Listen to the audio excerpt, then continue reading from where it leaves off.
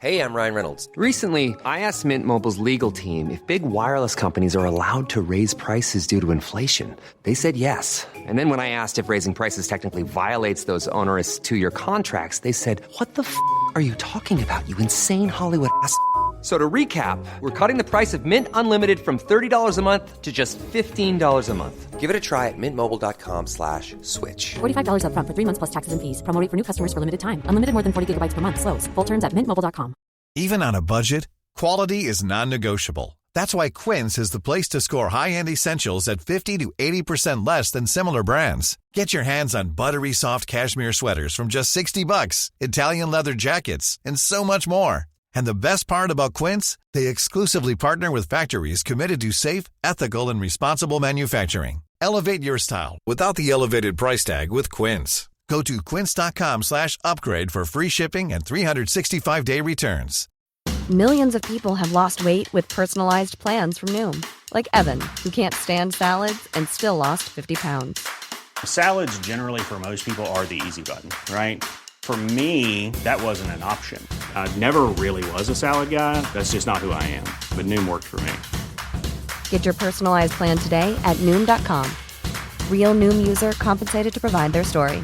In 4 weeks, the typical Noom user can expect to lose 1 to 2 pounds per week. Individual results may vary.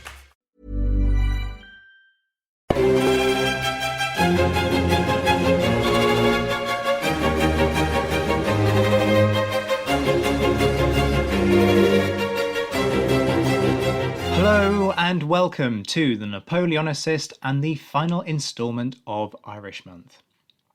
Today's episode is entitled Voices from Ireland. It takes its inspiration from the Voices from the Battlefield series, that huge oral history project which I created for Waterloo Remembered in June of last year.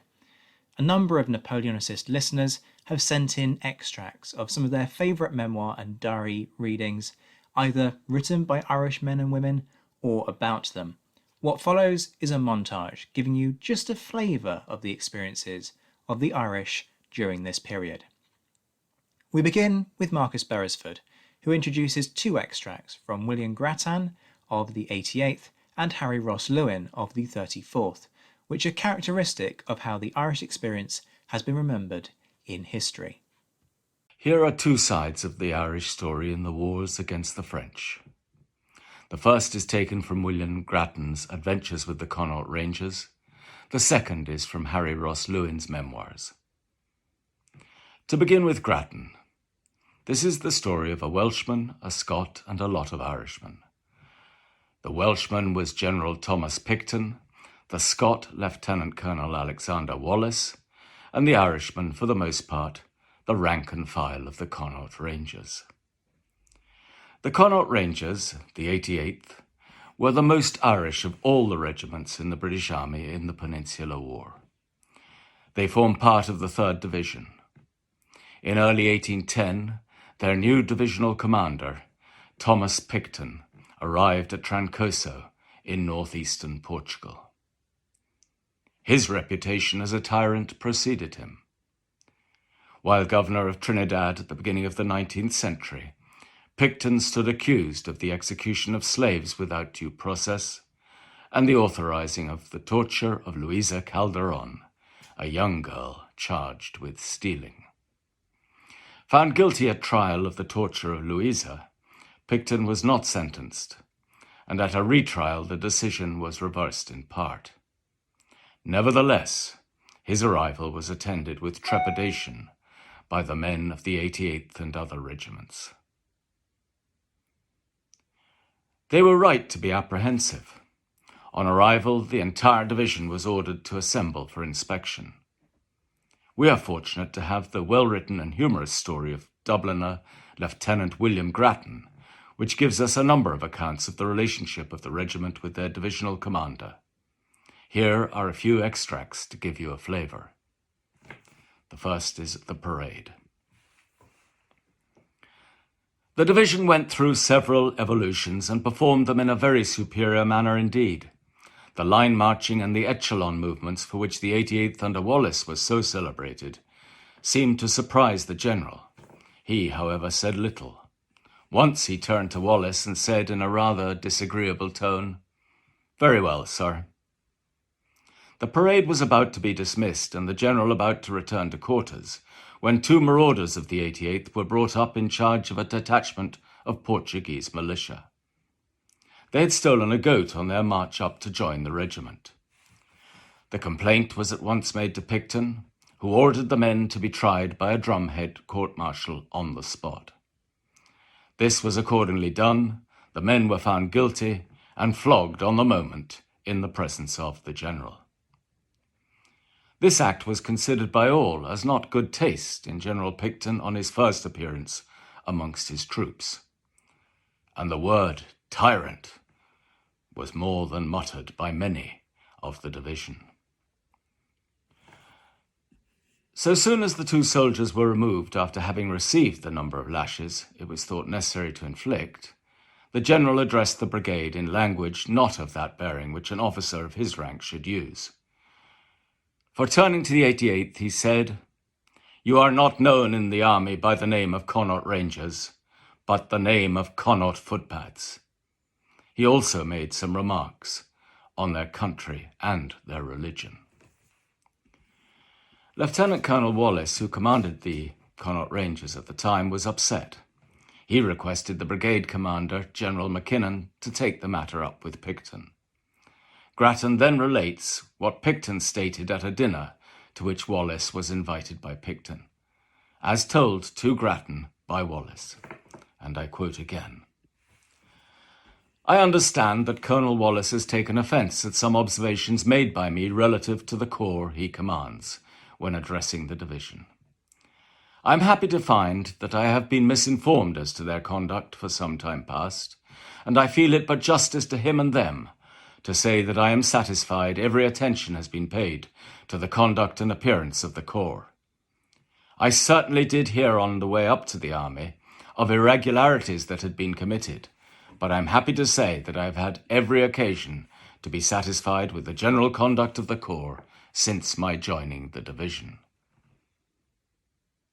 After the Battle of Busaco, where the 88th threw back the French attack on their part of the ridge, Wellington was most complimentary of the 88th, saying, "I never saw a more gallant charge."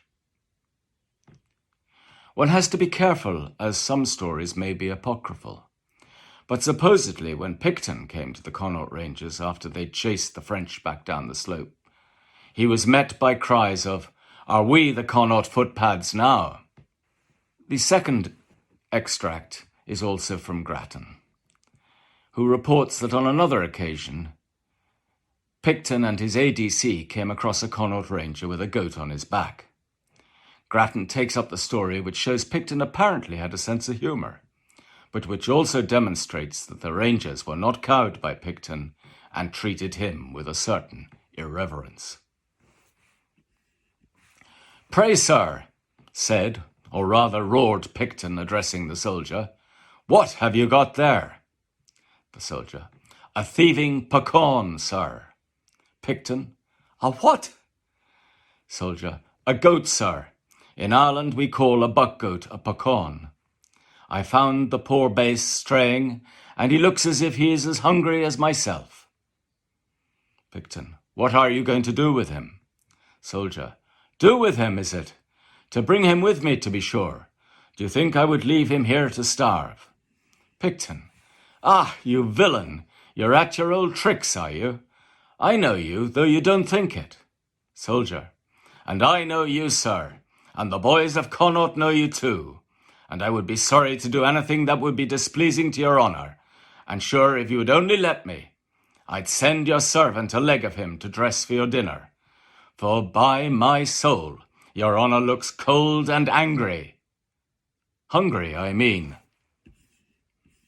The soldier then held up the goat's head, shook it at Picton's ADC, and departed into the chestnut trees without further words, with Picton reportedly turning to his ADC and saying, "Well, that fellow has some merit. What tact and what humour! He would make a good outpost soldier, for he knows not only how to forage, but to take up a position that is unassailable." And the ADC responded, "Why, yes, sir. When he held up the goat's head, he seemed to beard us to our faces, and his promise of sending you a leg was a capital ruse. Picton, it was, and if the fellow is found out, he will, I suppose, endeavour to make me the scapegoat. Now, the day following the capture of Ciudad Rodrigo in 1812, when the 88th forced the breach, as the Great Breach in a fierce contest, Grattan reported a further exchange between the Rangers and Picton.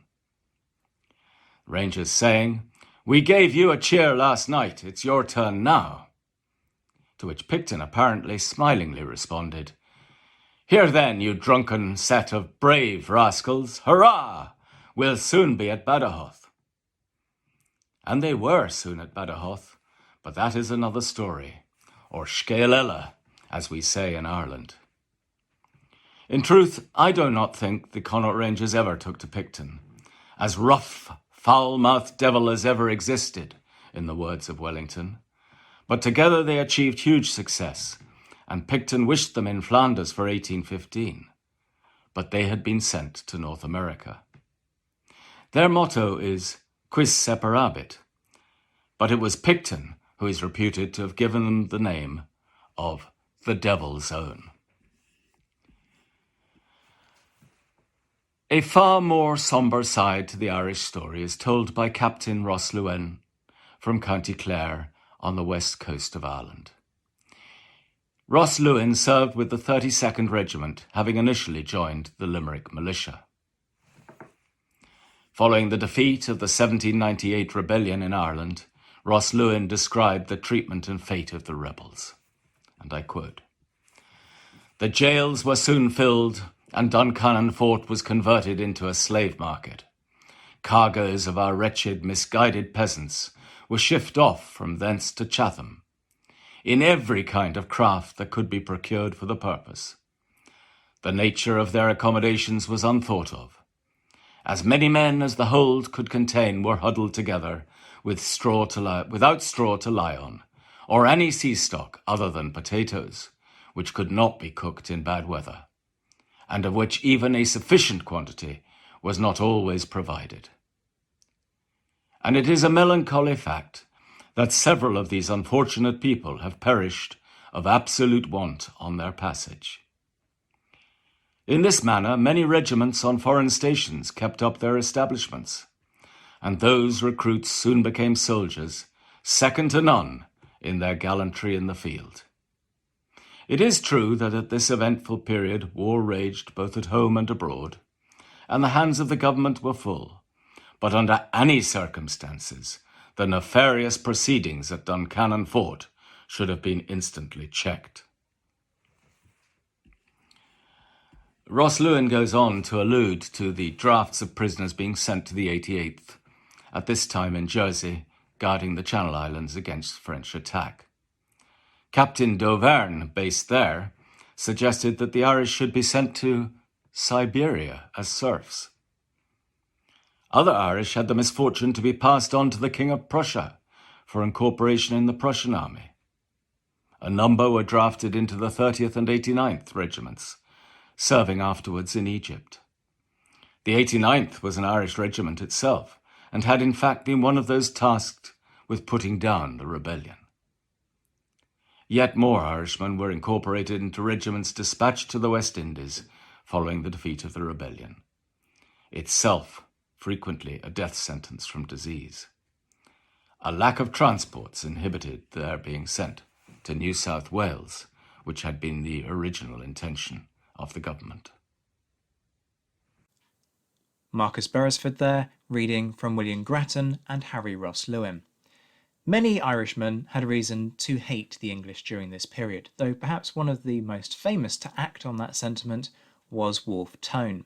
The following extract from Tone's memoir is read by Andrew Dorman. Went today to Clark at the Luxembourg. He tells me that he has been hunting in vain for a proper person to go to Ireland, that he had a Frenchman tampered with who was educated from a child in England and spoke the language perfectly, that at first he had agreed to go, but afterwards, on learning the penalties of the English law against high treason, his heart failed him and he declined. This is bad. However, there is no remedy. Clark went on to tell me that if the measure were pursued, without saying whether or not it would, the executive were determined to employ me in the French service in a military capacity, and that I might depend on finding everything of that kind settled to my satisfaction. I answered that as to my own personal feelings, I had nothing more to demand. He then wished I would give him a short plan for a system of shunnerie in Ireland, particularly in Munster, for he would tell me frankly the government had a design, before anything more serious was attempted, to turn in a parcel of renegados, or as he called them, blackguards, into Ireland, in order to distress and embarrass its government there, and distract them in their motions. I answered I was sorry to hear it, that if a measure of this kind was adopted, with a view to prepare the minds of the people, it was unnecessary, for they were already sufficiently prepared. That it would only produce local insurrections, which would soon be suppressed, because the army, including the militia, would, in that case, to a certainty, support the government, and every man of any property, even those who wish for an independence of their country, would do the same, from a dread of indiscriminate plunder, which would be too likely to ensue from such a measure as he described. That there was another thing very much to be apprehended in that case, which, if I were a minister of England, I should not hesitate one moment about, and in which the parliaments of both countries would instantly concur, vis-à-vis to pass an act repealing those clauses which enact that the militia shall only serve in their own country, and directly to shift the militia of Ireland into England and replace them by the English militia, which would serve to all both countries, and most materially embarrass us. That, if all this were so, and these insurrections suppressed, their inevitable effect, grounded upon all historical experience, would be to strengthen the existing government. That England would avail herself of such an opportunity to reduce Ireland again to that state of subjugation, or even a worse one she had suffered in 1782, and will bind her hand and foot so as to make all future exertion impossible, in which we would be supported by the whole Irish aristocracy, who compose the legislature, and who would sacrifice everything to their own security. That if France had nothing in view but to distress England for a moment, undoubtedly what he mentioned, however ruinous to Ireland, might have that effect. But if the Republic went on more enlarged views and sounder policy, she ought not for a moment to give consideration to this scheme. That if the main force was once landed, undoubtedly it would be right to set Ireland to blaze at the four corners and burn out the English government, but that I was satisfied it would be ruinous to make the measure as he described precede the landing. Finally, I repeated that, as to myself, I was ready to be one of 10 men if the French government were determined to send no more. I also begged him to remember that I gave this, with all due deference, as my fixed opinion on a point which I had considered, in consequence of an idea of the same kind having been started to me by Madgett from the minister. Clark resumed by saying that, as to my being sent, it was not the idea of the French government to risk my safety in that stage of business. That the objection I had urged were of considerable weight, and that he would give them serious reflection. He then desired to see me in 4 or 5 days, and after giving my address, which he demanded, I took my leave. Vide Journal, March 22nd and 23rd on this subject, which I am sorry to see has got ground amongst them.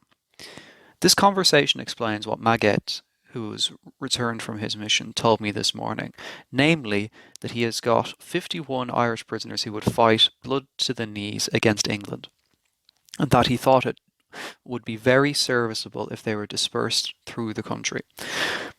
I referred him, for my opinion, to our former conversations on that head, that I thought undoubtedly, if the business were once begun, the wider the flame was spread, the better, but that the grand blow of the landing near Belfast should precede all others, and that being once effected, as many more as he pleased. I see clearly that my opinion was not to be followed, and I fear it will be found to be so much the worse. I have, however, discharged my conscience. I cannot blame France for wishing to retaliate on England the abominations of the Vendée and the Chouan, but it is hard that it will be at the expense of poor Ireland. It will be she and not England that will suffer, and the English will be glad of it, for they hate us next to the French. If these ragamuffins are smuggled into the country, local insurrections will ensue, the militia will obey their officers, the bravest of our poor peasants will stand to be cut down, and of those who run away, numbers will be hanged and many more sent aboard the fleet to fight the battles of England. And the government will be so much the stronger, not to mention the mischief which will unprofitably done even to the aristocracy. I dislike all of this very much, if I could help myself, but I fear I shall not be able to prevent it. At all events, I have given my opinions honestly. Poor Pat. I fear he is just now in a bad neighbourhood. My get tells me that Mr. W. Brown left Guise with his passport 8 months ago, so there is an end of that business. I hope in God he is safe, and by this, safe with the girls at Princeton. How happy we shall be if ever we have the good fortune to meet again. I suffer a great deal in this business, however. 'Tis but in vain for the soldier to complain. Andrew Dorman reading from Wolfe Tone's memoir there. As we heard earlier this month, the Irish Rebellion of 1798 cast a long shadow over English-Irish relations. And the civilian experience of that uprising should not be forgotten, as Katrina Kennedy now explains. Hello, my name is Katrina Kennedy. I'm a historian of 18th century Ireland based at the University of York. The account which I'm going to read from is a diary of the 1798 rebellion. It was written by Elizabeth Richards, a 20-year-old Protestant woman who lived in Wexford, the county in the province of Leinster, where the rebellion was most concentrated. Richards came from a politically liberal gentry family. Several of her cousins had joined the Radical United Irish Society in its early years, and her diary of the rebellion makes clear that she was on good terms with several of Wexford's United Irishmen. However, her narrative reveals how the United Irishmen's plans for an Irish revolution on the lines of the French Revolution came, in the heat and desperation of armed conflict, to be framed as a religious struggle between Protestant and Catholic. Following a surprise rebel victory at Oulart Hill in Wexford on the 27th of May, rumours soon began to circulate that the rebels were planning a massacre of Irish Protestants. And as the rebels suffered a series of reversals and discipline began to break down, there would be 2 appalling massacres of Protestant civilians at Wexford Bridge and at School of Bogue. Several of Richard's Protestant friends were convinced to undergo Catholic baptism in the belief that they would thereby be spared. Richard's diary provides a vivid record of the emotional experience of the rebellion and of her family's fear and uncertainty, unable to know if their Catholic servants would remain loyal to them, watching the rebel movements through a telescope from their house, dealing with rebel troops' demands for arms and provisions, and constantly hearing conflicting reports on the rebellion's progress. But as the rebellion is defeated, her diary also reveals some conflicting emotions, a degree of sympathy for the rebels and their cause, and a horror at the brutality of the government forces sent to defeat them. May 26, 1798, Saturday. We this day quitted Clonard after spending a happy week there. We came through Wexford, where we learned there had been a general rising in the county of Kildare, but that the insurgents had been defeated. It was also reported that the neighbourhood of Gorey and of Oulart has been much disturbed. Our trunks of clothes that went off this morning for Dublin are, I think, in some danger. I much fear that the people of this country are more inclined to insurrection than is apprehended. Sullen melancholy was expressed this day in the countenances of every individual of the lower classes. It can have no cause but the banishment of their priest Dixon and of 10 men found guilty of disloyalty. These rebels were sent off this day to Duncannon Fort, escorted by a troop of yeomanry. Wednesday, May 27th, Clonard.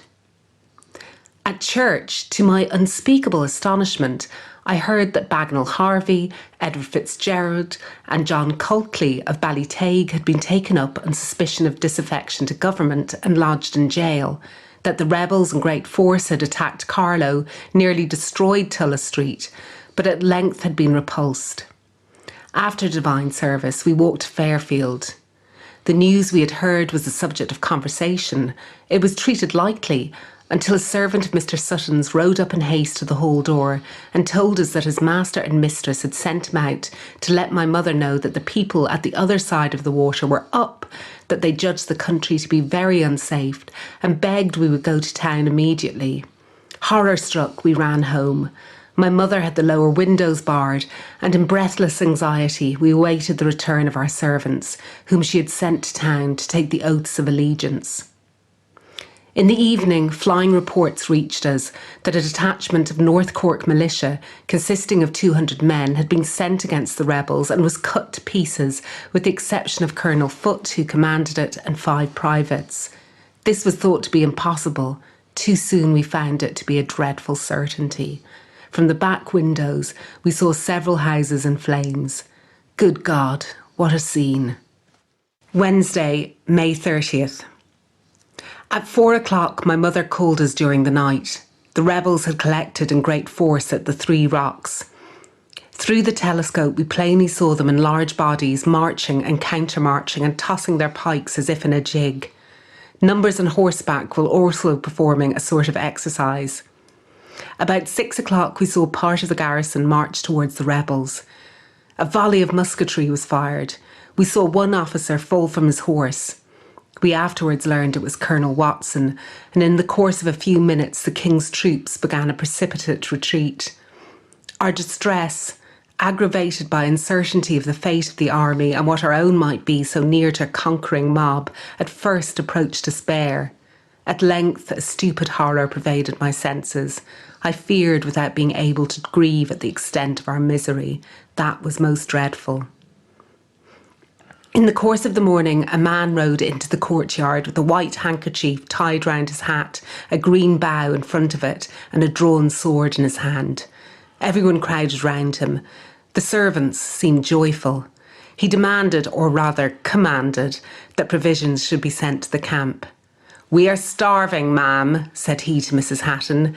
"Send us provisions, or—" He struck his sword with violence on the head of a pump on which he had stopped his horse. "Government may confiscate my property for assisting rebels. If you do not comply, we shall be murdered," was the reply by all. An old man was dispatched to the 3 rocks with a car loaded with bacon and potatoes, for which Mrs. Hatton received thanks from the rebel chiefs. Reports had reached us that the yeomanry had abandoned their posts, got on board vessels with their families, and that the town was nearly deserted. About 10 o'clock, Mrs. Clifford came to Clonard from Wexford. She looked distracted. "Lady," she said, "I am sorry to be the messenger of bad news.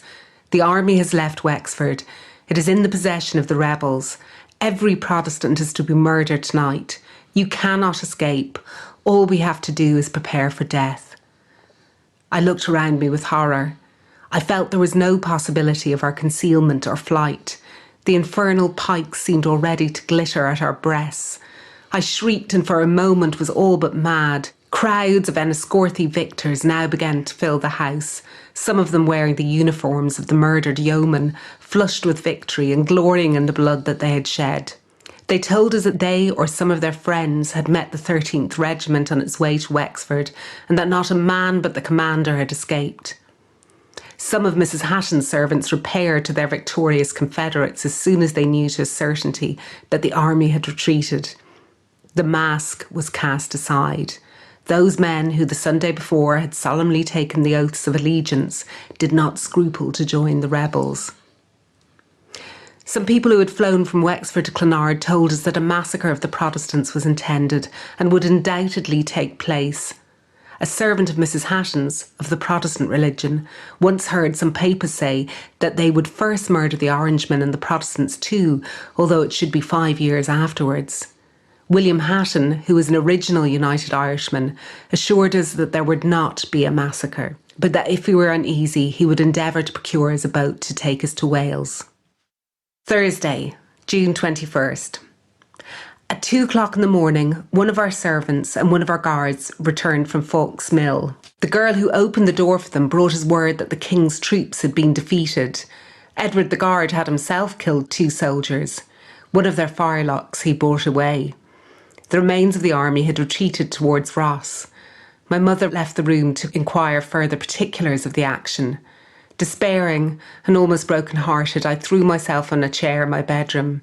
I knew not how long I remained there. After breakfast, we walked to Mr. Toole's. There we heard that the rebels had been defeated at Falk's Mill this morning at Vinegar Hill, and that they were flying in all directions. How happy we were now!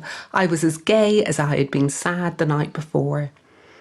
On our return home, we saw from the garret windows houses in flames. I ought to be ashamed perhaps to own it, but it gave me pleasure. I considered this as a sign of the approach of the army. About 5 o'clock we walked to the avenue gate. The green boughs and pikes had nearly disappeared. Crowds of women and children and a few men were flying from Wexford. Many sought refuge at our house. They said that the King's troops were encamped at the Windmill Hills, that they plundered every house and shot every man they saw. We again went to Fairfield. Mr. Codd, who had commanded the Rathspick Corps, and a Mr. O'Brien, nephew of Mr. Corran, the priest, were there. They wore their swords, cross belts and green collars.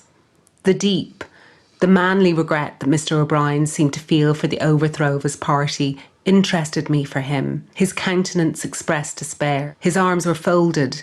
His mind seemed abstracted from the surrounding objects. Someone observed, "We shall now have the blessings of peace restored." "Yes," he replied, with a smile of agony and indignation. "There will be peace, but we shall all be slaves." Friday, June 22nd. All the morning we listened to the shrieks, the complainings of female rebels. They almost turned my joy into sorrow. Katrina Kennedy there, reading from Elizabeth Richards' diary.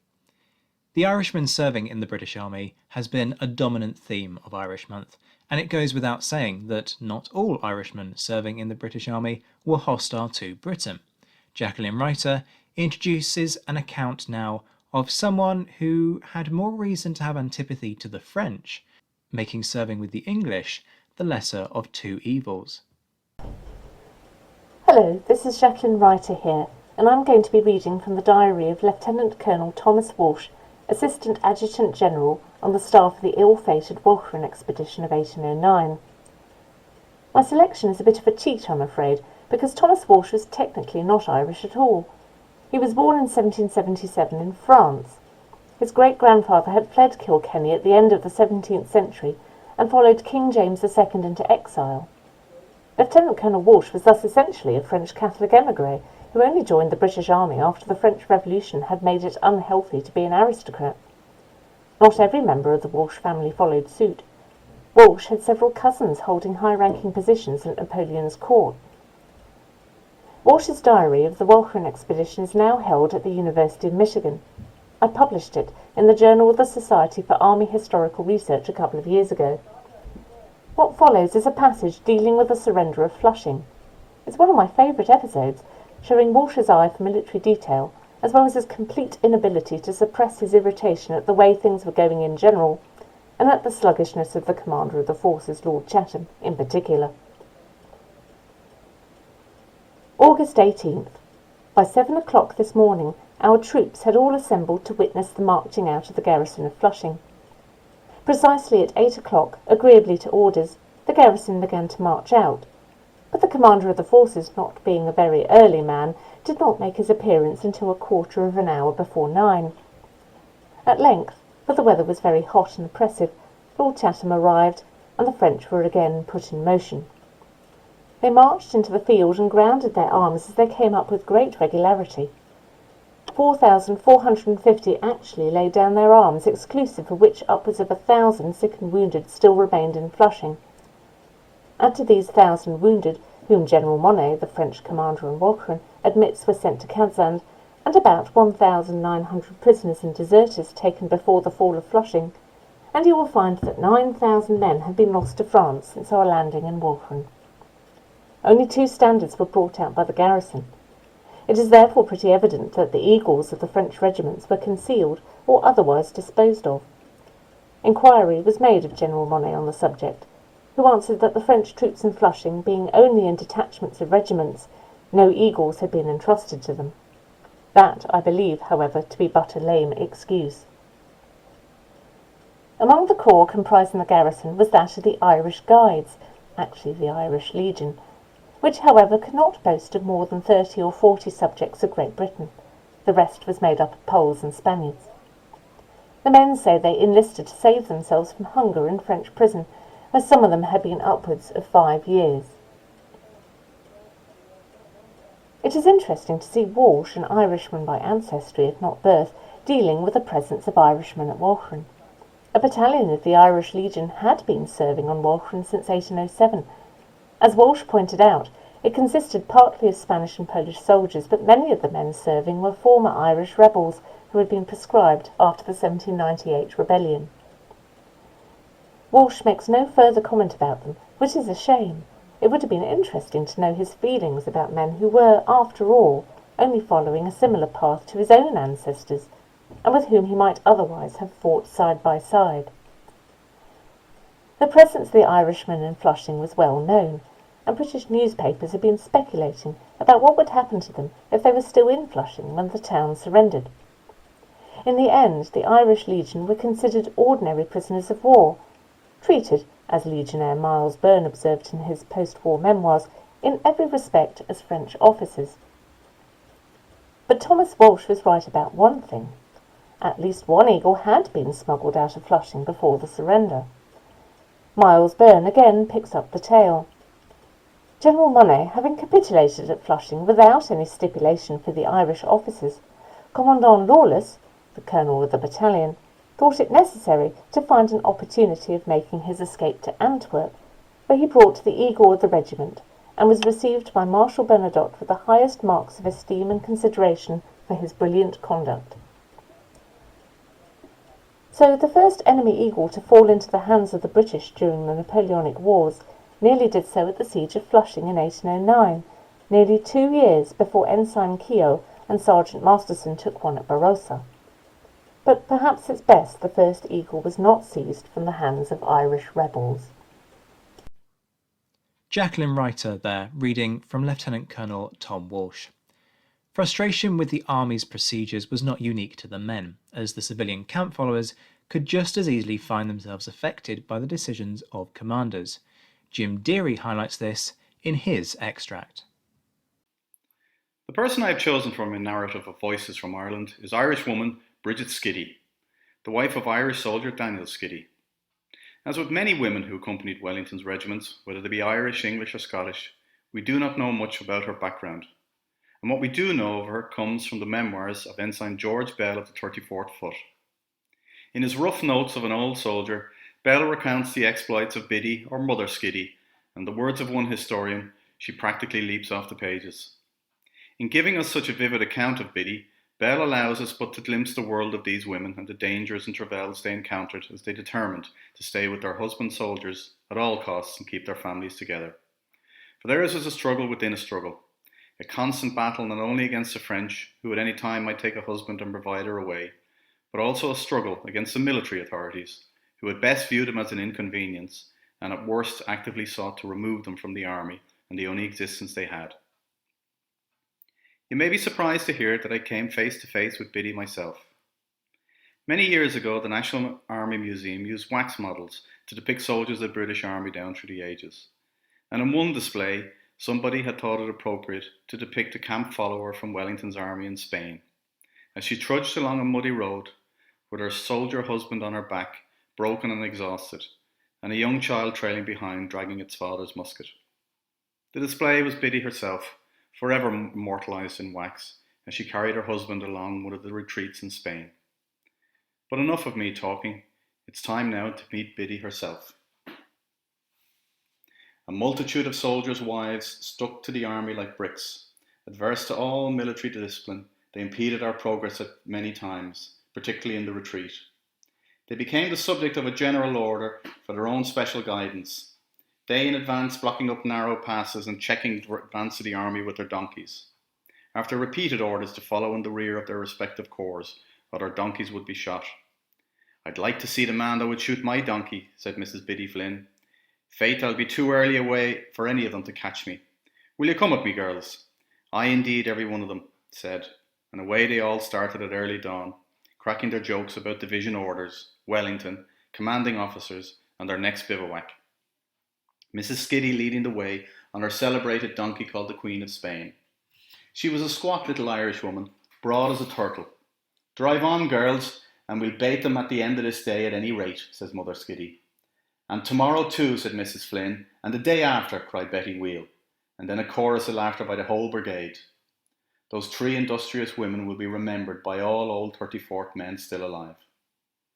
Alas, the Provost Marshal was in advance, a man in authority and a terror to all evildoers. In his department, the Habeas Corpus Act was suspended throughout the war, and he was waiting here in the narrow turn of the road for the ladies with an advance guard, all loaded. He gave orders to fire at once on the donkeys, killing and wounding 2 or 3 for an example. It was wonderful what they endured, but in spite of all this warning, Mother Skiddy was foremost on the line of march next morning. As she said, we must risk something to be in before the men, to have a fire and a drop of tea ready for the poor craters after their load and their labour. And sure, if I went in the rear, the French, bad luck to them, would pick me up and my donkey, and then Dan would be lost entirely. She was a devoted soldier's wife, and a right good one, an excellent forager, and never failed to have something for Dan when we were all starving. Bell was to recount many other stories of Biddy throughout their time in Spain. He was to finally conclude in Bordeaux when they crossed over into France, and his final meeting with Biddy. Well, Mrs. Skiddy, you are a wonderful little woman. You saved a good soldier for yourself and the service. All the regiments knows how well you acted on the march, where we lost so many of our gallant comrades. You've always been a most useful person, well respected, and I wish you safe home to the Green Isle, and a safe meeting with your friends. I bid this wonderful structure of humanity a friendly farewell, after squaring a long account with her for about a year's washing and darning. She was reluctant to take anything, saying, "Oh, sir, sure you always belong to me own company, and you're welcome to have a bit of washing." I hope Dan got the shilling. A shilling a day pension for life, but the government of the day that wasted with unsparing hand England's golden millions passed off with a 6-penny pension the old soldier, bearing many scars, and very often with 6pence or 9pence a day for 9, 12, 18 or 24 months, when it ceased and he became a pauper. Jim Deary there remembering Bridget Skiddy as recollected by George Bell. The unpopularity of the Provost was something of a running theme across the British Army, as Peter Malloy now highlights in this next extract that sees us return to the recollections of Harry Ross Lewin. Captain Harry Ross Lewin, County Clare, 32nd Foot, France, 1814. On entering France, very strict orders had been issued to prevent plunder of any kind. A provost marshal was appointed to every division, whose duty it was to ride around the bivouacs, to take up all stragglers found plundering, and to punish them on the spot, should he think fit. His guard of cavalry were distinguished by white scarves worn around the arm. The vigilance of the provost marshal had, of course, an excellent effect, but it isn't in the power of man totally to put a stop to plundering in any army while stationed during war in a foreign country. One day, as Lord Wellington and some of his staff were riding down a lane, somewhere in the vicinity of Orthez, they suddenly saw a soldier running up with a hive of honey under his arm. His lordship immediately directed one of his staff to speak to him, but the man, who belonged to the 88th, no sooner perceived this unlucky encounter than he assumed an air of the greatest simplicity, and before the officer had time to open his lips, looked up in his face and cried out in the true accent of a ranger, "Hurry! Hurry! Or they're all gone from yous." This completely disarmed Lord Wellington, who could not suppress a smile, and rode off without taking further notice of the ready-witted Irishman's transgression. Hey, I'm Ryan Reynolds. At Mint Mobile, we like to do the opposite of what Big Wireless does. They charge you a lot, we charge you a little. So naturally, when they announced they'd be raising their prices due to inflation, we decided to deflate our prices due to not hating you. That's right. We're cutting the price of Mint Unlimited from $30 a month to just $15 a month. Give it a try at mintmobile.com/switch. $45 up front for 3 months plus taxes and fees. Promo rate for new customers for limited time. Unlimited more than 40 gigabytes per month. Slows full terms at mintmobile.com. I'm Sandra, and I'm just the professional your small business was looking for. But you didn't hire me because you didn't use LinkedIn Jobs. LinkedIn has professionals you can't find anywhere else, including those who aren't actively looking for a new job, but might be open to the perfect role, like me. In a given month, over 70% of LinkedIn users don't visit other leading job sites. So if you're not looking on LinkedIn, you'll miss out on great candidates like Sandra. Start hiring professionals like a professional. Post your free job on linkedin.com/spoken today. Peter Molloy there, reading from the Recollections of Harry Ross Lewin. We stay with the theme of punishment in this next reading from Irishman and Rifleman Edward Costello. One of the 95th's most famous veterans, Costello here recalls the emotional scene in which regimental favourite Thomas Plunkett was flogged. Here's Eamon Honan to tell us more. One deplorable instance of insubordination arising from this vice drink I well remember. It took place at Campo Mayor after the Battle of Talavera. Tom had been promoted to the rank of sergeant and was in the Honourable Captain Stewart's company. One morning when the company was on private parade, Tom appeared quite tipsy, and in giving the words of command for inspection, previous to the arrival of the officers, he set the men laughing. The pay sergeant, his superior, immediately ordered him to desist. Tom refused, and while an altercation was going on, Captain Stewart came up, who, perceiving the state he was in, put him under arrest and ordered him to be confined to his quarters. Here he was no sooner left alone than, conceiving that a great indignity had been placed upon him, thoughts of vengeance immediately suggested themselves to his mind. Under the influence of intoxication, that man who, when sober, was noted for his good humour and humanity, now conceived the diabolical intention of shooting his captain. He immediately barricaded the door of the room, and then set about loading some 10 or 12 rifles belonging to the men then on fatigue duty. Taking up one of these and cocking it, he placed himself at an open window for the avowed purpose, as he stated to several of the men, of shooting Captain Stewart as he passed. Fortunately, the captain got notice of the danger of going near the house, while several of the men, by coaxing and force alternatively, endeavoured without effort to get into the room Tom had barred. At length, the unfortunate Plunkett was induced to relent on the appearance of a lieutenant of the company named Johnston, who was a great favourite with the men, among whom he was known by a very familiar nickname. The door was opened, and Tom made prisoner. Although Tom was a general favourite, and his conduct had resulted from the madness of intoxication, his insubordination was too glaring to stand a chance of being passed over. He was brought to a regimental court-martial, found guilty, and sentenced to be reduced to the ranks, and to receive 300 lashes. Poor Plunkett, when he recovered his reason after the commission of his crime, had experienced and expressed the most unfeigned contrition, that when the sentence became known, there was a general sorrow felt for him throughout the regiment, particularly on account of the corporal punishment. In this feeling, I believe, the officers participated almost as much as the men. At length, the time arrived when the bravest soldier of our battalion was to suffer the penalty of his crime in the presence of those very men before whom he'd been held up as a pattern but some few short months before. The square was formed for punishment. There was a tree in the centre to which the culprit was to be tied, and close to which he stood with folded arms and downcast eyes in front of his guard. There was a solemn stillness on that parade that was remarkable. A pensiveness on the features of both officers and men, deeper than usual, as though the honour of the profession was to suffer in the person of the prisoner. Flogging is at all times a disgusting subject of contemplation. In the present circumstance it seemed doubly so, now that a gallant, and until a few days an honoured and respected man, was to suffer. The sentence of the court-martial was read by the adjutant in a loud voice. Poor Tom, who had had the commiseration of the whole regiment, looked pale. "Buglers, do your duty," exclaimed Colonel Beckwith in a voice husky with emotion. I thought the men seemed to hesitate in their business in stripping and binding the prisoner to the tree. This, however, was soon accomplished, Tom only once attempting to catch the eye of his colonel with an imploring glance, while he exclaimed in broken accents, "Colonel, you won't, will you? You won't. You cannot mean to flog me." Although Beckwith was affected by the plea, he ordered the buglers to start. The first lash was light, so he was ordered to do his duty fairly by Beckwith. The second bugler was much harsher. Tom only received 35 lashes. "You see, sir, now how easy it is to commit a blackguard's crime, but how difficult it is to take his punishment." Eamon Honan there, reading from the Recollections of Rifleman Edward Costello.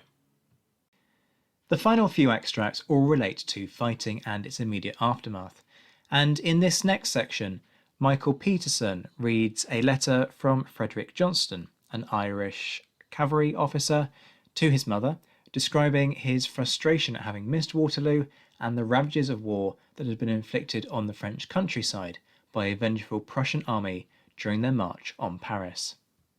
From the Diary of Frederick Johnston, written 4 July 1815, at a pillaged house, Roissy, in France, near Paris.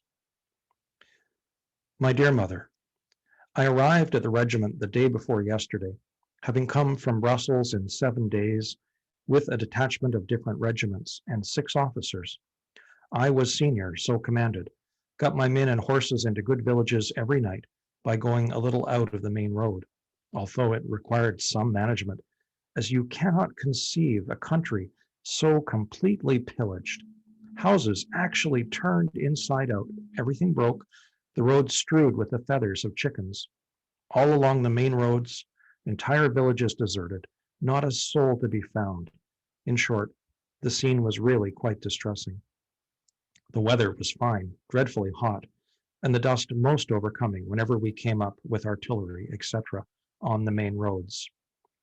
I kept on the crossroads as much as possible and brought my detachment consisting of 170 horses and above 100 men quite well, though we came at the rate of near 10 leagues a day. In short, the army advanced very rapidly, but we came in half the time. The day I got up to the regiment, which was at Geneviève-les-Louves, we marched here about 4 miles. There was an idea that we were to have a fight the next morning, but it did not take place. Reports are now pacific. But there are a dozen different reports every day. You know more than we do. My health is quite reestablished, and I am now as strong as ever. But I fear I shall not have a fight. However, it is my misfortune, not my fault. We are half starved. The Prussians have everywhere committed such excesses that the people have concealed themselves and all their effects. If they find wheat, there is nobody to thresh, no millers to grind it. In short, we are badly off, but all are very gay and make the best of everything. I went foraging twice and have got more than any of them. In fact, the others have got nothing. I yesterday got 3 bottles of brandy and 15 pounds of butter, which was a monstrous prize. My 2 letters from Brussels were both written in moments when I was so much agitated that I could not give details. I therefore now attempt. On the 16th, about 3 in the morning, our regiment received the order to march, which they did at 7, not thinking the least that the campaign had actually begun. I then mounted my horse for the first time for 5 weeks. You may conceive I was not strong. I was then ordered to take charge of the baggage till the whole of it came up. Then I was to remain with it from that time till 10 o'clock on Saturday night, the 17th. I marched incessantly, without anything to eat but some coffee and a little bread and butter in the middle of the night of the 16th, which night was the most horrible rain I ever saw, as was that of the 17th. On the 17th, I reached Brussels, where I got a bed in a wretched alehouse with Gratitude and got my horse into a shed. On Sunday, I was at Brussels during the whole of the dance of the French, being in the town, for the fears took such an effect on the inhabitants that even in the house where I was, they pointed out people in the streets whom they declared to be French soldiers. I was agitated, but not with fear, and awaited with a sort of desperate calmness the entrance of the French. I had 3 good horses in the stable. My servant even saddled my best, and together with the innkeeper and his family begged of me to run away, but I refused. I had missed being in the action where my old family regiment had immortalized itself, and life was indifferent to me. Indeed, I half wished the French to have entered and to have murdered me, which I dare say they would have done. Nothing but threats and the most positive orders prevented my joining the regiment on the 19th, though so weak at that time as not to be able to walk 100 yards without the sweat dropping from me. In that situation, I could not write, and it was not till I obtained a sort of forced consent to go up to the army that my spirits would allow me to write. I then wrote, but do not recollect the date. I was in high spirits, and neglected the public service by making much longer marches than I ought to have done, though I must say The anxiety of officers and men of the detachment fully kept pace with mine. On our arrival at the brigade, we had still some hopes, as they had been saddled all the night before, and we expected a fight. It is lucky, perhaps, for me, that it did not take place, as I own I forgot my promise to you, and came up in rather a desperate sort of humor. My spirits are, however, low at present, as people seem to think it is all over. However, as all my brother officers say, it is not my fault, but my misfortune. And though I say it that ought not, I believe my character stands as high in the regiment as if I had been in the charge that destroyed Bonaparte's Imperial Guard cuirassiers, his finest troops. I'm getting cheerful, and whatever the invidious world may say or think of me, the Inniskillings are not ashamed of me. However, this subject strains my nerves, and I will drop it. Of Ruffo, great fears are entertained, as many prisoners were killed by all accounts, some by Prussians who mistook them for French. Still, I flatter myself there is hope. My horses, Boy and Gardner, are well. Doll was lost, but is in the possession of a German officer, a friend of mine, who will send her to me the first opportunity. All our wounded officers are doing well. One, Hassard, has come up. Our brigade has never seen a Frenchman since the 18th, so I have the comfort of thinking that except the great battle, which was unavoidable, I have lost but nothing. I had a letter from John today and one from you of the 27th. Some of your former ones are gone back to Brussels, as I was not expected up so soon. There is a report that we are to march into Paris on Thursday, but we know nothing certain. For the present, adieu. Believe me, dear mother, your affectionate son, Frederick Johnston. Michael Peterson reading from the letters of Frederick Johnston there. Of course, others had fought at Waterloo. For our next extract, Rebecca Heaton reads a passage chosen by Carol Dixon Smith, written by Lieutenant Colonel Standish O'Grady. O'Grady was a lieutenant in the 7th Hussars at Waterloo, hailing from Caher Guillemot in Limerick. He later became the 2nd Viscount Guillemot. Early in the morning of the 17th, the army was drawn up to show a front, and soon afterwards the infantry began to move to the rear. When Major Hodge, who was in command of the right squadron, to which I belonged, returned, he told me that the Prussians had been beaten and obliged to fall back, and that we must make a similar movement to prevent the two armies from being disunited. That our brigade was to retire by regiments from the left, and that the 7th had the post of honour, the main road to cover and protect. That Sir William Dornberg was to take charge of the skirmishers of the brigade, and that our squadron was to skirmish. There was at this time no appearance on the part of the enemy of an advance, and we were to hold our ground until driven from it. We threw out the right troop to skirmish, and Major Hodge went with them. I held the high road with the left troop, and had from time to time to send them assistance, and frequently to advance to enable them to hold their ground, as their movements were difficult through ploughed fields so soft that the horses were sunk up to their knees always, and sometimes to their girths. Whilst I was so employed, Sir William Dornberg joined me. Thus we continued to dispute every inch of the ground until we came within a short distance of the town of Genappe. Here Sir William Dornberg told me that he must leave me, that it was of the utmost importance to face the enemy boldly at this spot, as the bridge in the town was so narrow that we must pass it in file, that I should endeavour, if possible, to obtain time for the skirmishers to come in, but that I was not to compromise my troop too much. When he bid me farewell, he shook my hand, and I saw plainly he never expected to see me again. I then called in the skirmishers that advanced at a trot up the road. I continued advancing and retiring alternately, until I saw all my right troops safe on the road in my rear, and then I began to retire at a walk, occasionally halting and fronting until I turned the corner of the town. I then filed the men from the left and passed through the town at a gallop, no enemy in sight. When I arrived at the opposite entrance of the town, I found the 7th drawn up on the road in a column of divisions, and having reformed our squadron, we took our place between those already formed and the town. Here I met Sir William Dornberg, who appeared surprised to see me, and asked me how we had effected our retreat, and if we had saved any of the skirmishers. and when I told him we had not lost a man or a horse, he exclaimed, "Then Bonaparte is not with them. If he were, not a man of ye could have escaped." Here we remained drawn up about 20 minutes before any of the enemy appeared, and then only a few stragglers, some of whom rode into us and were found to be quite drunk. As well as I can guess, the cavalry column by which we were pursued, and which moved slowly but shouting loudly along the high road, were about 14 squadrons, and this column now showed its head, which consisted of a troop of lancers, all very young men, mounted on very small horses, and commanded by a fine-looking and a very brave man.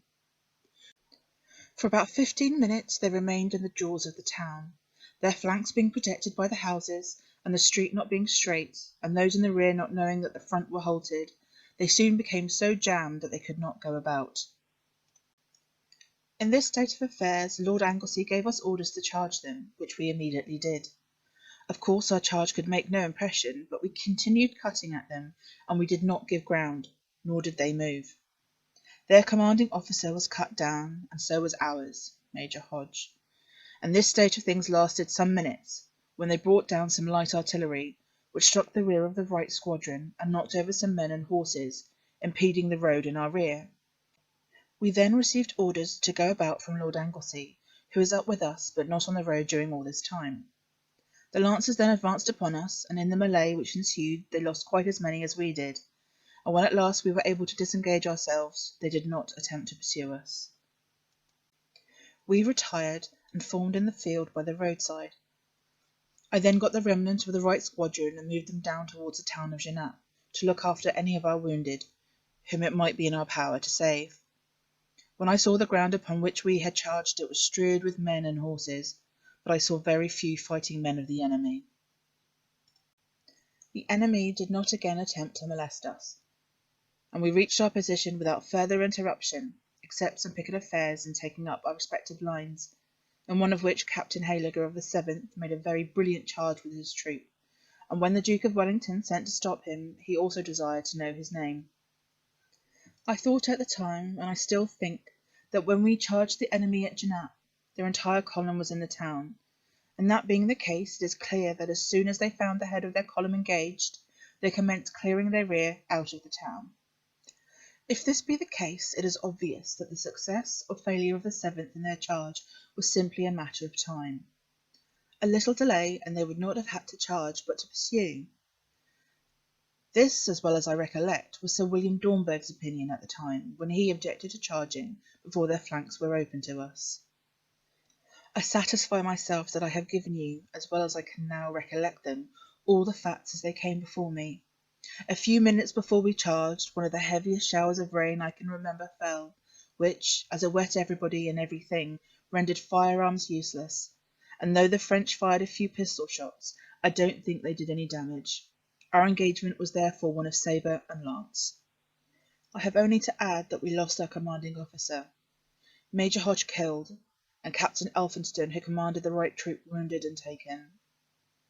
Our adjutant was killed also, but not in the charge. But as we could never find either Major Hodge or Adjutant Mayer, I can only say they were killed and fighting, because I hope it. In answer to a flag of truce that evening, they said they had taken a major, a captain, an adjutant, and an ADC, which latter was Captain Crockenberg, ADC to Sir William Dornberg. You will perceive that the right squadron under Major Hodge was the only one of the regiment engaged, and that it was Captain Elphinstone's troop, which had been engaged skirmishing throughout the day, that charged afterwards at Genappe. Believe, etc., Standish O'Grady. Rebecca Heaton reading on behalf of Carol Dixon Smith there from the Recollections of Standish O'Grady. One of the most famous episodes of the Battle of Waterloo was the death of William Ponsonby, immortalised in the 1970 film Waterloo. Gavin Hughes tells us more now about the man and one of his last letters, reminding us of the emotional toll of war. Hello, I'm Dr. Gavin Hughes, and I'm currently Director of the Irish Conflict Archaeology Network at the Centre for Medieval and Renaissance Studies at Trinity College Dublin. I've chosen Major General Sir William Ponsonby as my Irish voice. Like many, as a boy I was drawn to the film Waterloo, and I found the movie version of Ponsonby's death very affecting.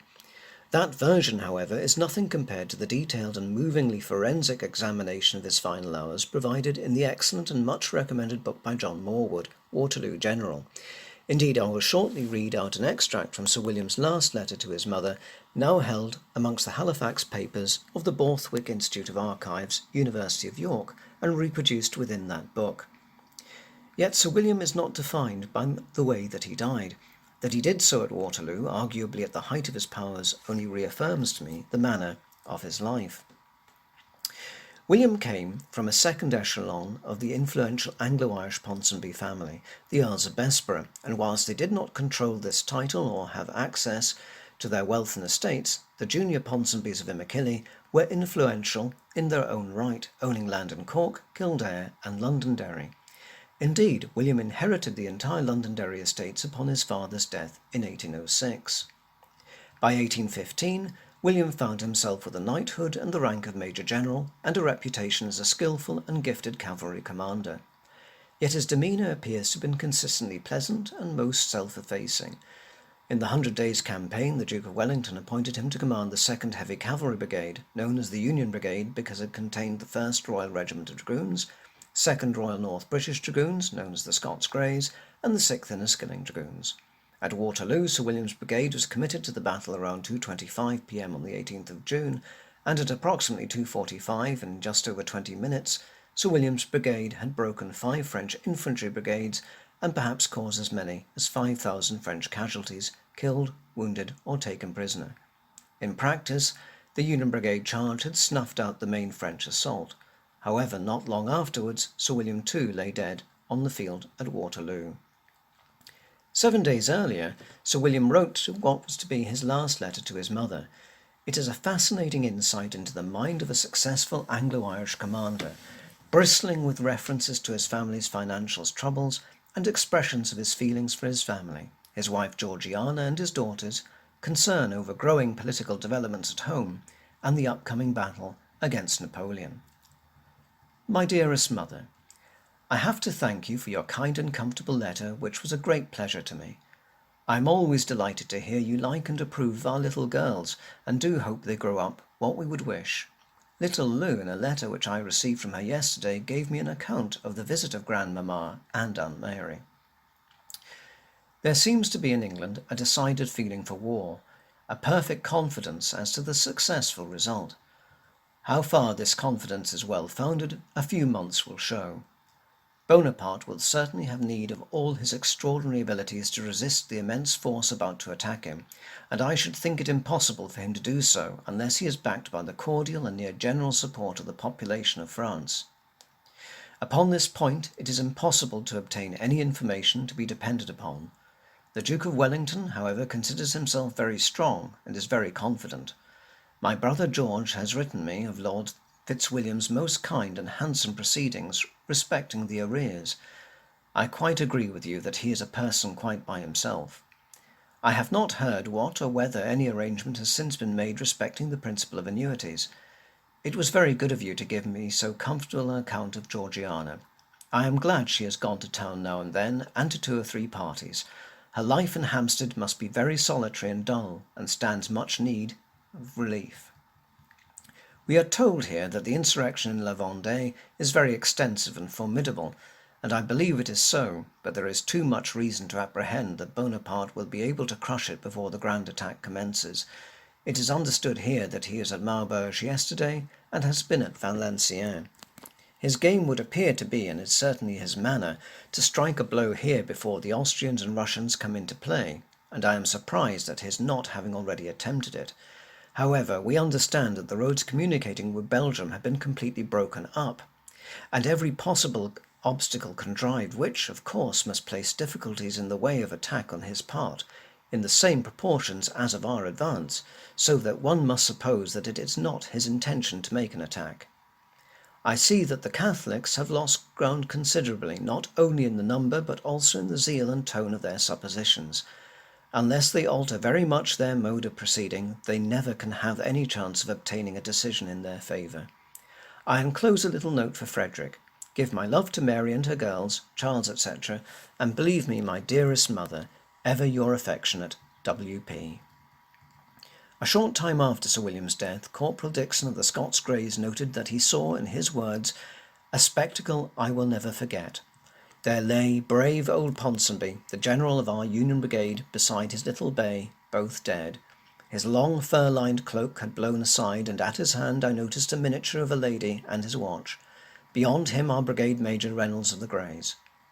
Sir William's body was officially recovered the next day by Colonel Best. By this time it had been robbed of pretty much everything, and Colonel Best later described that he had, quote, found Major General William Ponsonby, who was struck through the chest and body. He was stripped except for his shirt, which was entirely soaked in blood. Gavin Hughes there, reading from the letters of William Ponsonby. Another famous incident of Waterloo involved the 27th Inniskilling's determination to stand and die in square, plugging a vital gap in Wellington's line. Due to the casualty rate within that unit, accounts of this episode are rare, but Major Mills of the 40th Regiment described the Irishman's plight and determination and sacrifice in the following terms. A very tremendous cannonade was commenced by the French on our lines and uninterruptedly continued. We lay down in square to escape as far as possible its destructive effects. Half of the Inniskillings were mowed down in a similar position without having power or opportunity to return a shot. At one time, the officer commanding the 27th, when there was a temporary cessation from artillery fire, rode up to our major and announced the fact of having barely an officer left to command each company. Major Brown offered to lend him some of the 40th. This, however, was imperatively declined. The sergeants of the regiment, he said, liked to command the companies, and he would be loath to deprive them of the honour. Whenever there was an intermission in this fire, it was to find ourselves surrounded and beset by hordes of horsemen, who were slashing and cutting at our kneeling ranks. The file firing of our standing ranks, being concentrated and constant, was very effectual against their attacks, and both horse and rider were to be constantly discerned, rolling over onto the plain, and the remainder flying back in disorder to their own lines. And finally today, it will come as no surprise to listeners, given the complexity of Irish-English relations during this period, that some Irishmen served in the French army. Marcus Cribb therefore closes out Voices from Ireland with an account from William Grattan of Irishmen fighting Irishmen as the British and French armies clashed at the Battle of Busaco. Marcus Cribb, reading from Grattan's Adventures with the Connaught Rangers by Ensign William Grattan of the 88th Regiment, published in 1847. It's a really enjoyable peninsular memoir from a young officer who was in the thick of the fighting throughout. As part of the fighting 3rd Division at Busaco, the 88th Connaught Rangers come up against the Irish Legion of Napoleon's forces with Irish on Irish fighting, which Grattan brilliantly describes. The actions here described give a rolling fight, showing the death, destruction and fear all around them, and the swirling maelstrom of the battle, as well as praise afterwards, in a way that even Bernard Cornwell would be jealous of. That's why I've chosen it, and I'll read directly from here to give the listeners an understanding of that battle in the Peninsular War. The fog cleared away, and a bright sun enabled us to see what was passing before us.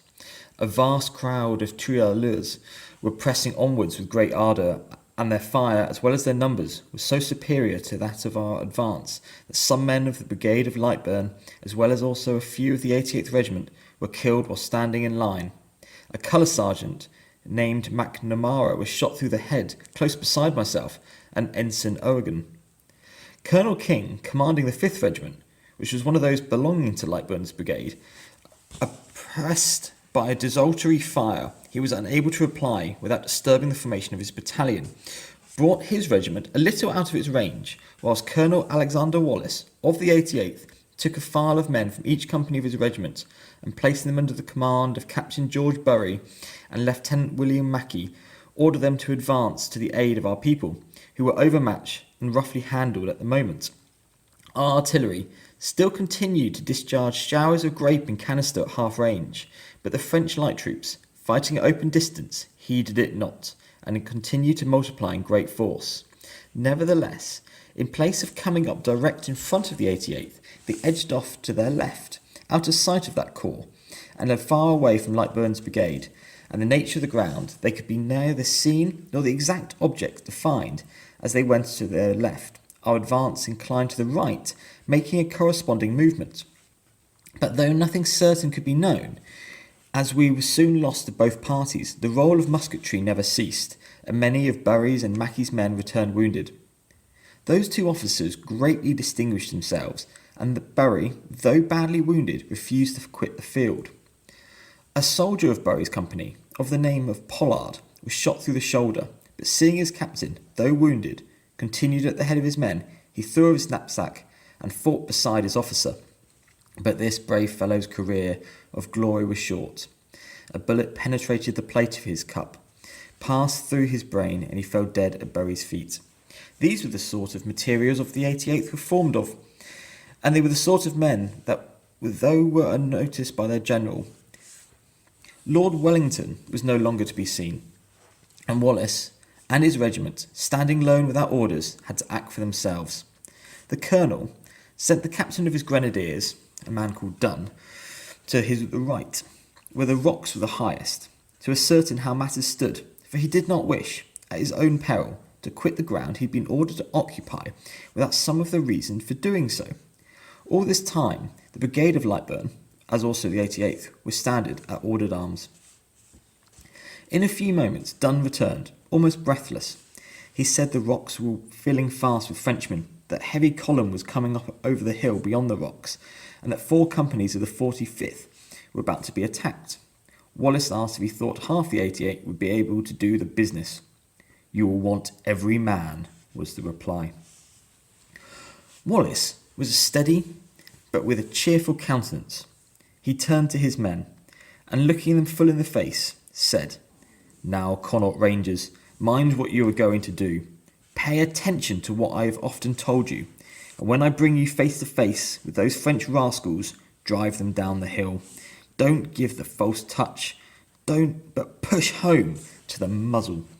I have nothing more to say, and if I had, it would be of no use. For a minute or two, there'll be such an infernal noise about your ears, you won't be able to hear yourselves." This address went home to the hearts of us all, but there was no cheering.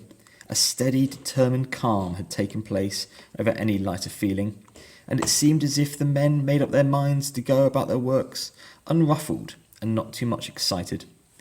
Wallace then threw the battalion into column, right in front, and moved on our side of the rocky point at a quick pace. On reaching the rocks, he soon found it manifest that Dunn's report was not exaggerated, and a number of Frenchmen were in possession of this cluster. And so soon as we approached within range, we were made to appreciate the efforts of their fire, for our column was raked from front to rear.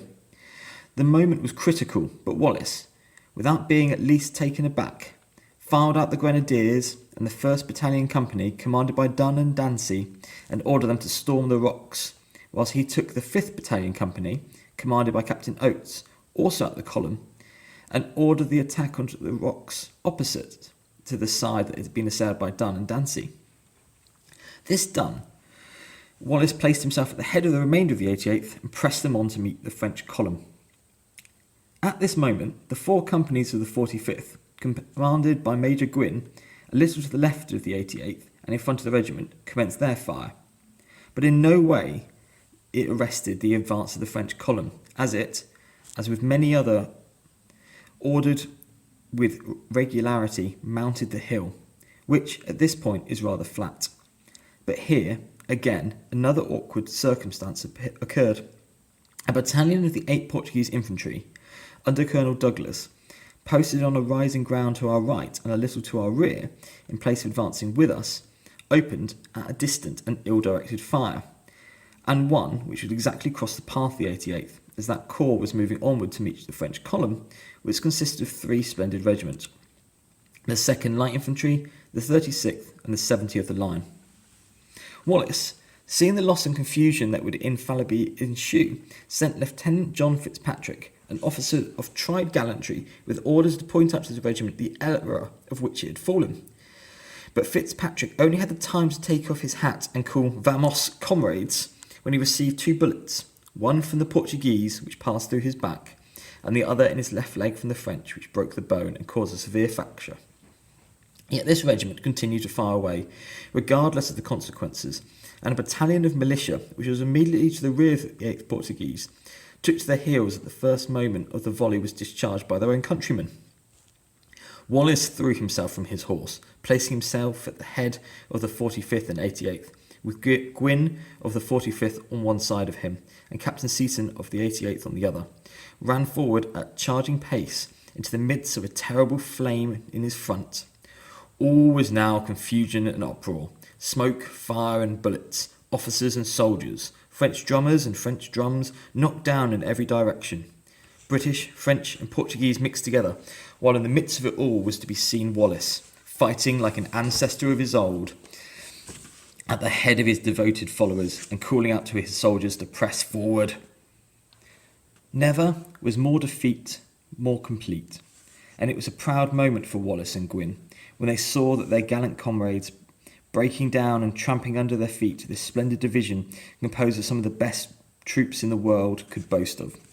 The leading regiment, the 86th, one of Napoleon's favourite battalions, was nearly destroyed.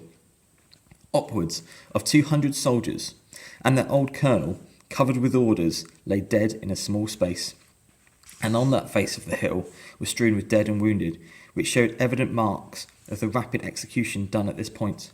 For Wallace never slackened his fire while a Frenchman was within his reach. He followed them down the edge of the hill, and he formed his men in line, waiting for any orders he might receive, or for any fresh body that might attack him.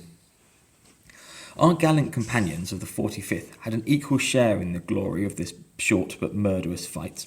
They suffered severely, and the 88th lost 9 officers and 135 men. The 8th Portuguese also suffered, but in a less degree than any of the other 2 regiments, because their advance was not so rapid. But that regiment never gave way, nor was it ever broken.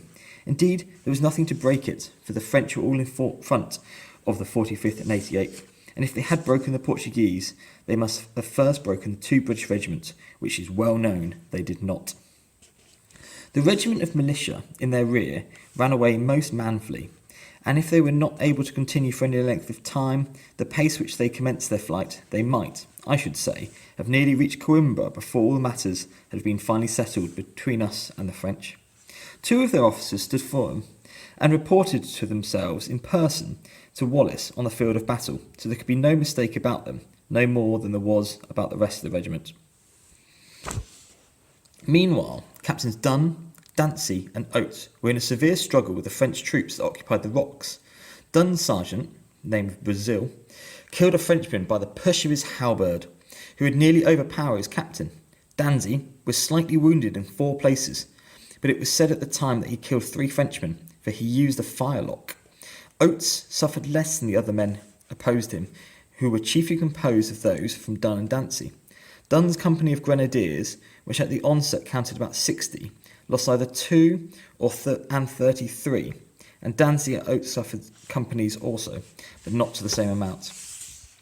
The French troops that defended these rocks were composed of the 4th Regiment and the Irish Brigade. Several of the latter were left wounded on the rocks, but we could not discover one Irishman amongst them. Lord Wellington, surrounded by his staff and some general officers, was a close observer to this attack, and was standing on a rising ground in the rear of the 88th Regiment, and so close to that corps that Colonel Napier of the 50th, who was on leave of absence, was wounded in the face by a musket shot quite close to Lord Wellington.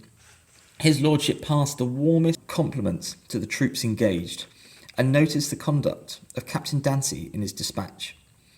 It has been said, and I truly believe, that Marshal Beresford, who was colonel of the 88th, expressed some uneasiness when he saw his regiment about to plunge into this unequal contest. But when they were mixed with Rayner's men, pushing them down the hill, Lord Wellington tapped him on the shoulder and said, "Well, Beresford, look at them now." Later, the nearest officer of rank to Wallace was Lord Wellington, who saw all that was passing and never interfered pro or con, which is tolerably strong proof that his lordship thought no alteration for the better could be made, and Wallace had scarcely reformed his line, a little in the front and below the contested ground, when Lord Wellington, accompanied by Marshal Beresford and a number of other officers, galloped up and, passing round to the left of our line, rode up to Wallace.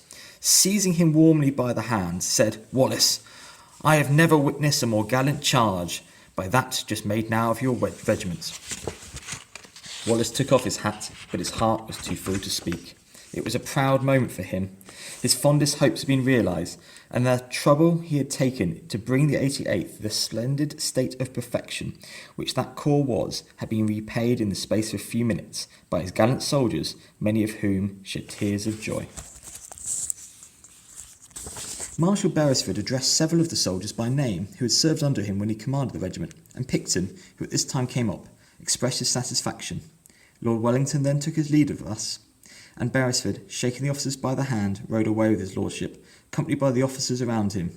We were once more left to ourselves, the arms piled, and the wounded of all nations collected and carried to the rear. In a short time, the dead were left without such a stitch of clothes to cover their bodies.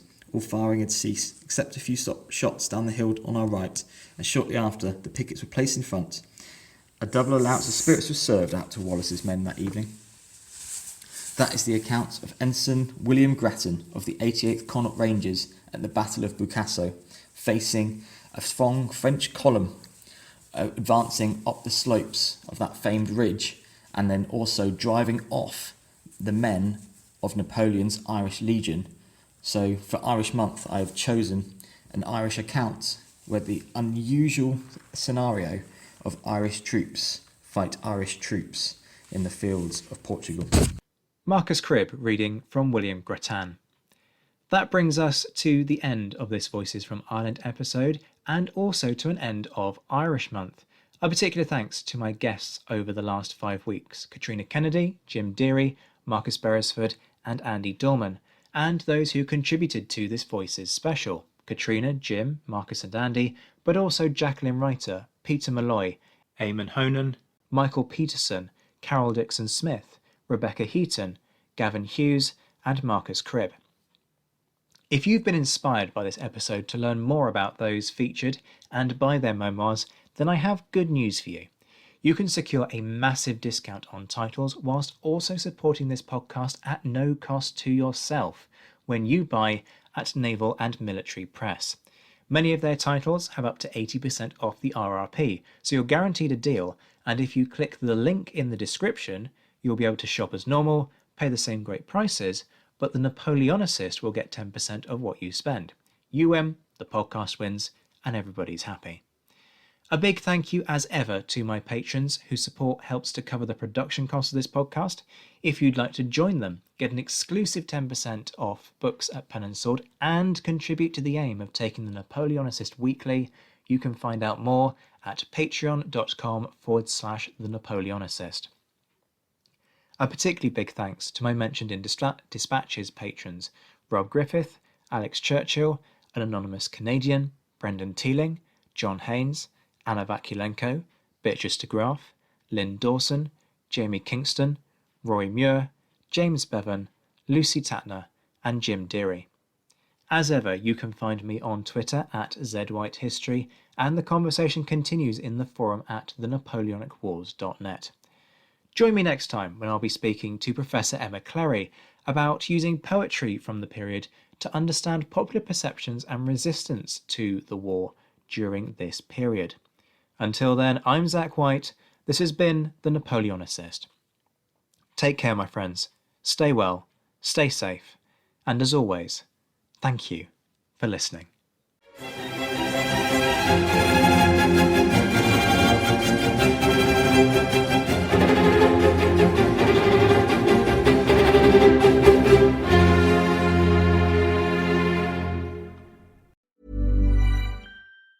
Planning for your next trip? Elevate your travel style with Quince. Quince has all the jet-setting essentials you'll want for your next getaway, like European linen, premium luggage options, buttery soft Italian leather bags, and so much more. And it's all priced at 50 to 80% less than similar brands. Plus, Quince only works with factories that use safe and ethical manufacturing practices. Pack your bags with high-quality essentials you'll be wearing for vacations to come with Quince. Go to quince.com/trip for free shipping and 365-day returns.